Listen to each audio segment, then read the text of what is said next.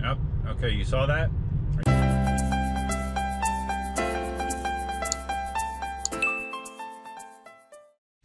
Hey, how you doing? Duff here. And I want to talk about the autopilot differences I've noticed with the latest and greatest software update that I just got the other day, 2019.20.4.2. Come along with me. You want to see me auto park or try to?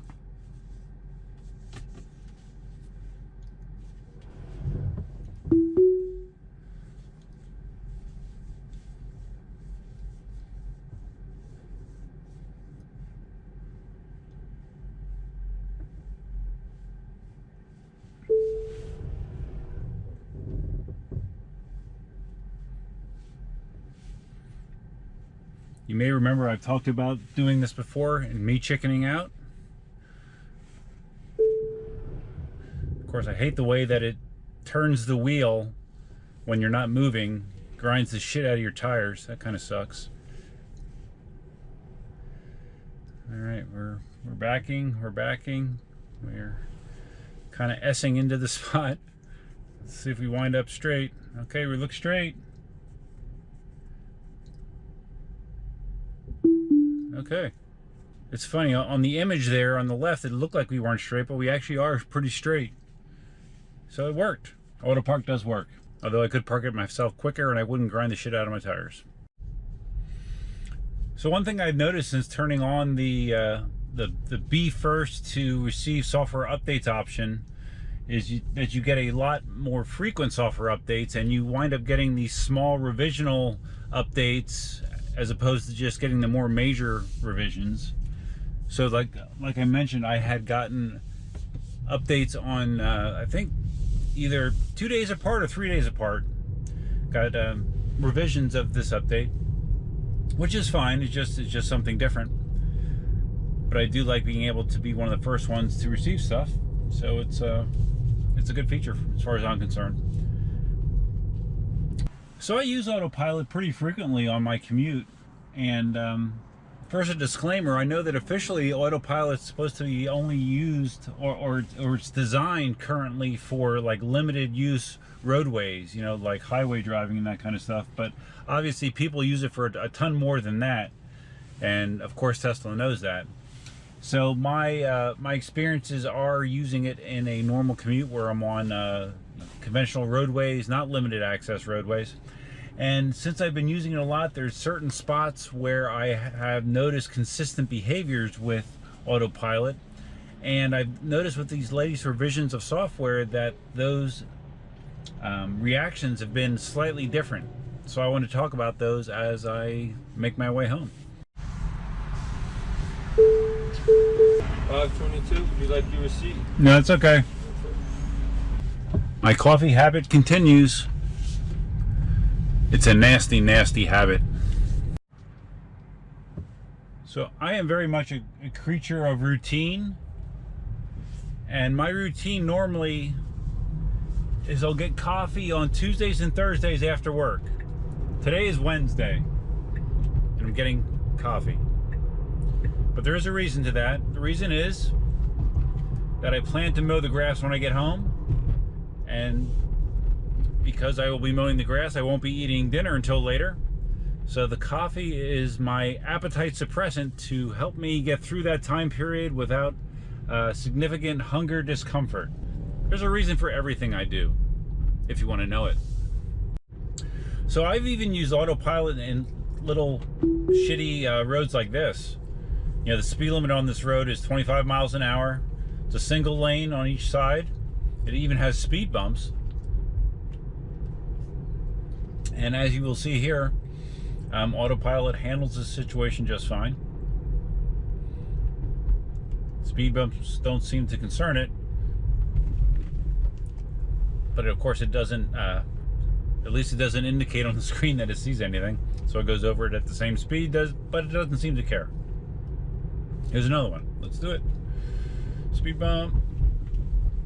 No problem. Wasn't a problem with old autopilot, and not a problem now. Okay, now right there is one of the things that seems to be an issue with any version of autopilot I have, and that's when a car is turning out of your lane that's in front of you.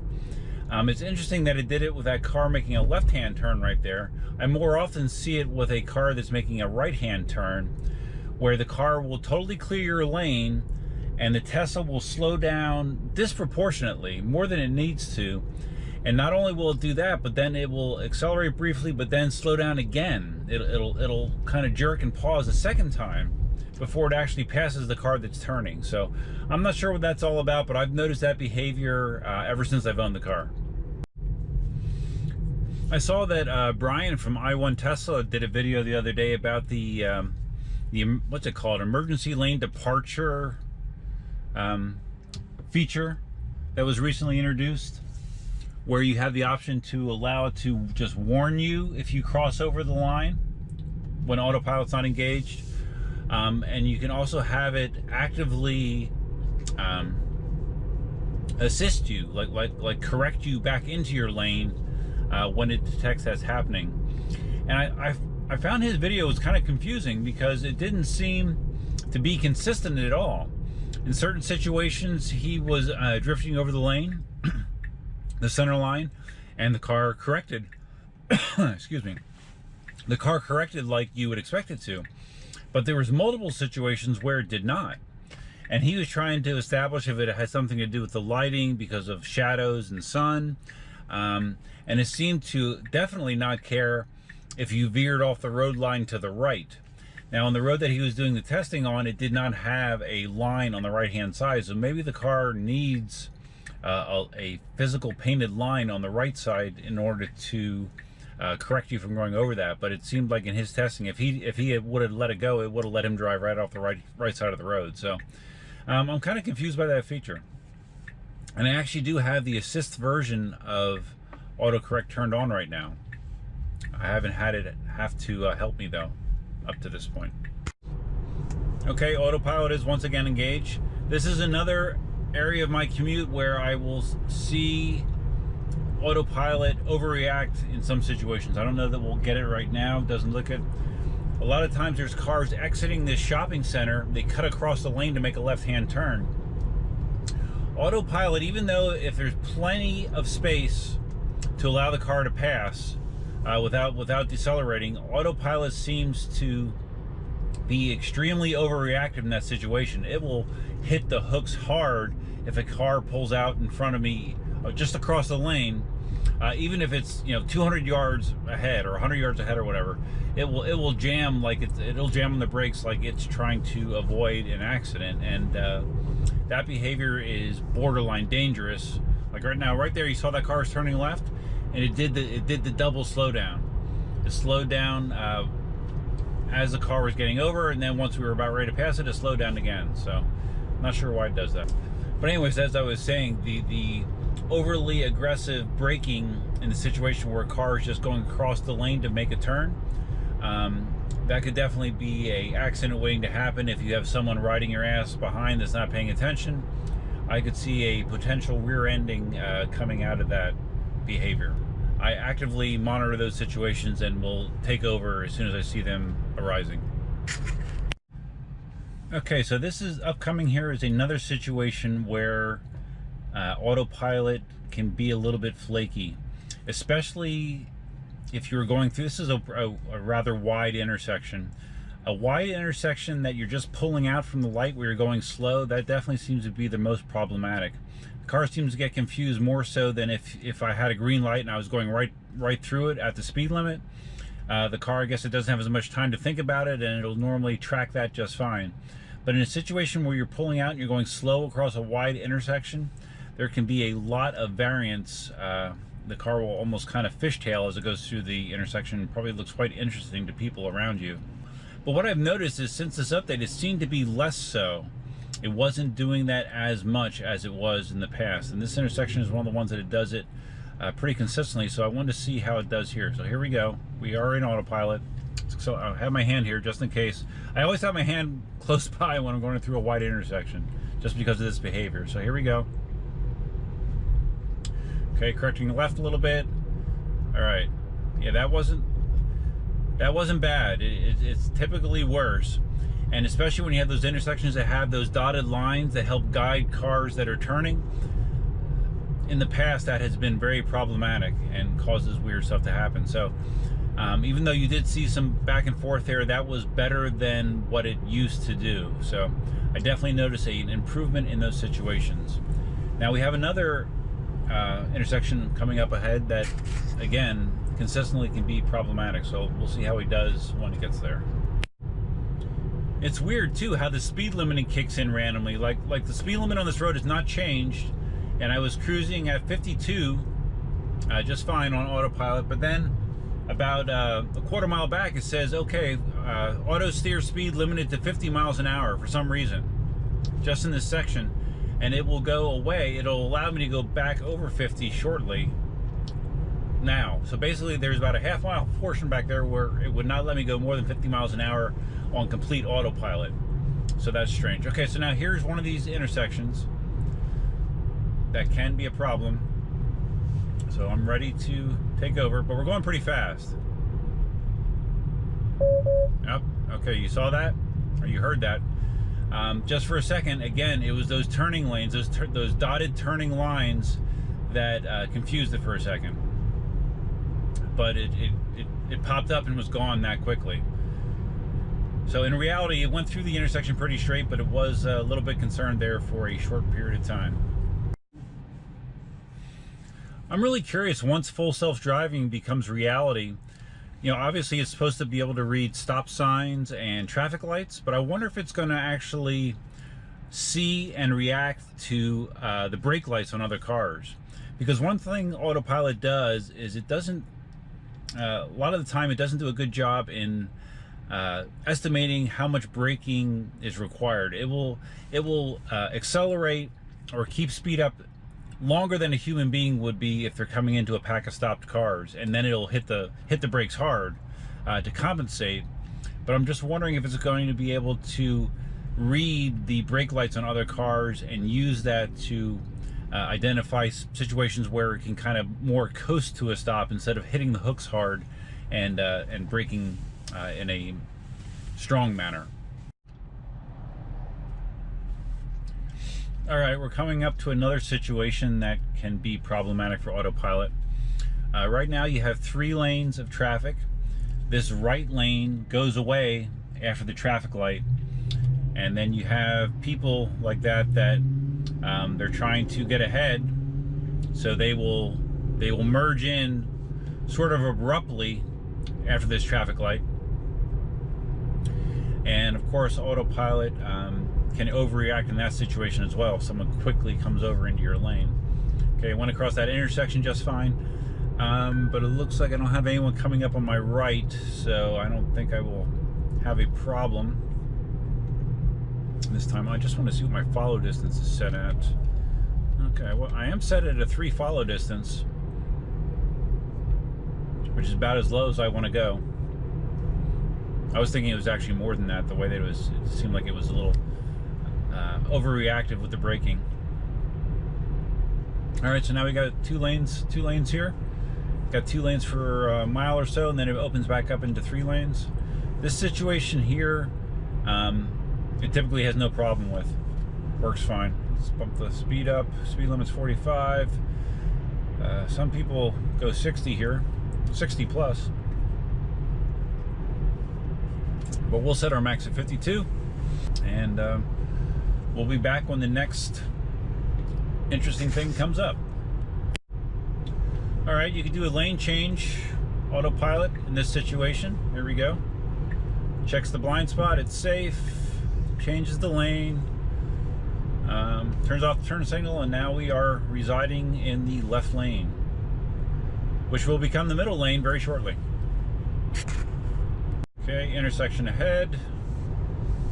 All right, we're gonna go through that yellow light. Went cleanly through the intersection, no problem.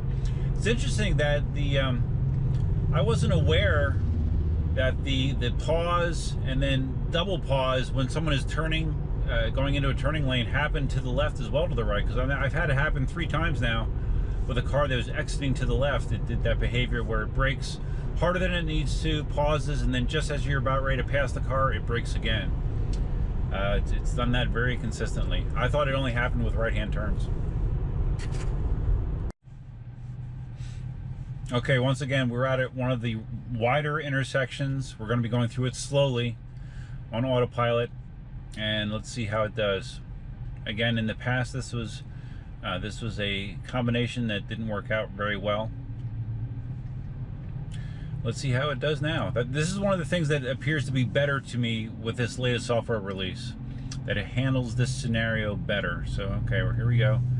We're only going, 15, 20 miles an hour, going through the intersection. It's staying pretty straight, got some curved lines. Okay, see that?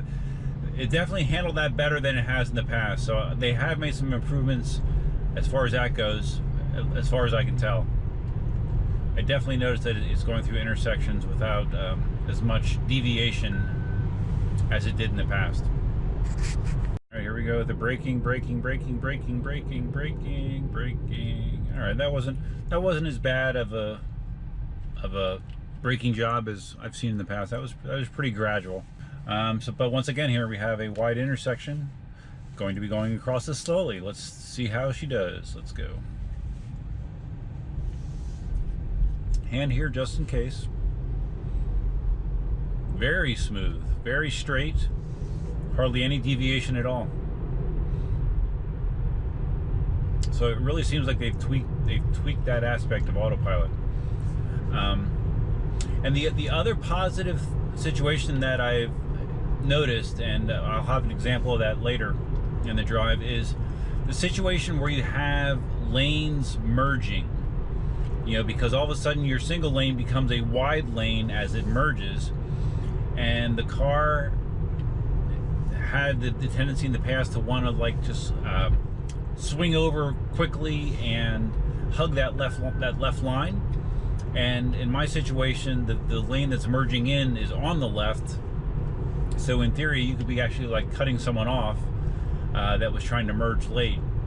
And I've noticed that the behavior seems to be better. So we'll go through that scenario in a little bit and see if we can demonstrate what I'm talking about. One thing I did forget to mention, and again, this has been a trait ever since I've gotten the car, is that it seems like when you're on autopilot and you're at a stoplight and traffic starts to move, that the Tesla accelerates very, very slowly in that situation. Often the car in front of you will wind up being 100, 150 yards in front of you in no time. That gap will be huge because the Tesla is accelerating so slowly. Now, it'll get up to speed and it'll eventually catch up, obviously. And I guess my assumption is they're doing that just for battery reasons. Obviously, if you accelerate slowly, you're using less battery power. So I assume that's maybe why that's the default behavior, is very, very gradual accelerations. I would not mind if there was an option there to have a more aggressive acceleration to more match traffic, or if the car was smart enough to say, hey, the car in front of us is now 50 yards ahead, we should speed up a little bit. That would be nice. All right, we're getting to the final third of the drive. This is the situation where autopilot really is great. We've got 3 lanes. I'm in the middle lane. I don't really have a need to change my lane really all the way to home. So you just kind of set it and forget it. Obviously, you could need to have your hand there just in case. But on this section of the drive, I rarely have to do anything. It just handles any applicable situation accordingly. I never have it act in a way that confuses me, especially when you're in the middle lane, because then you don't have to deal, the car doesn't care about other vehicles that are turning left or turning right. When you have that 1 lane buffer, autopilot really shines. Goodness. Listen to us. All right, stuck behind some slow pokes here. We're gonna try to do an autopilot lane change. Looks good. Okay, right there you got, so right there you have a little bit of a weird situation because you had no lines to the left, but you had all that space. It handled it okay. Through an intersection, no problem. This person in the Lexus is the one that is slowing us down. Are you texting and driving? You know that's going to be illegal in Florida very soon. Yes, you are. She had the phone right in front of her face. Yep. Starting July 1st, texting while driving is a primary offense in Florida, meaning that a policeman can actually pull you over just for that. It used to be a secondary offense, so they couldn't pull you over for just texting. Now it'll be a primary. But from what I heard, they're only going to be warning people for the rest of the year about it. But then after that, they're going to start finding people after 2020 rolls around. So I'm all for it. All for it. All right, we're back in the middle lane. Here we are braking. As you can see, well, maybe you can see the green bar is, it's not too bad. That's a pretty controlled brake. Even though it does at times still brake more aggressively than I would, it seems like that behavior has slightly improved as well with this latest software version. All right, so we now are approaching the situation where 3 lanes becomes 2, and this left lane is the one that merges in. And like I said in the past, it would cut, once this lane line disappears like this, it would cut to the left more than it should. Okay, it definitely did not. It definitely did not act the same way as it has in the past. It waited. It gradually went over instead of a more abrupt cut to the left. So that behavior is definitely better as well, without a doubt. All right, a little bit of a left turn, a little bit of a left wobble there, but again, that is better than it used to be in the past. So all in all, I'm pleased with the latest improvements with autopilot. The autopilot actions in certain situations. It would be great if they came up with a way to handle the way that it views and deals with cars that are turning out of your lane of traffic. That's really the most annoying thing at this point for me. Okay, one last merge here. Now the right lane is disappearing. Let's see how it does. All right, it's very controlled. It's splitting the difference. Again, definitely behavior. Definitely better behavior. It looks like it's actually it's not making abrupt direction changes to accommodate the temporarily wider lanes. It's definitely acting better than it did in the past. All right. Well, HomeLink just tried to open my garage door, but it was already open, so it started to close it. And Cindy's out on the tractor. Okay. She's trying to save me some work, which is much appreciated. All right, so anyways, if you found this video interesting, please give it a big thumbs up. If this is your first time visiting the channel, please consider subscribing. If you're going to subscribe, you might as well hit that notify bell that's either over there or over there. Feel free to leave your comments, suggestions, ideas, and thoughts below. I'm especially interested in if you've noticed some improvements with autopilot with the latest software release. And feel free to drop other questions in there. I am planning to do another question and answer session sometime in the near future, so I'm accumulating questions. Feel free to add yours below. So I hope you're having a good week. That's all I have for you for now. Until next time, Duffman out.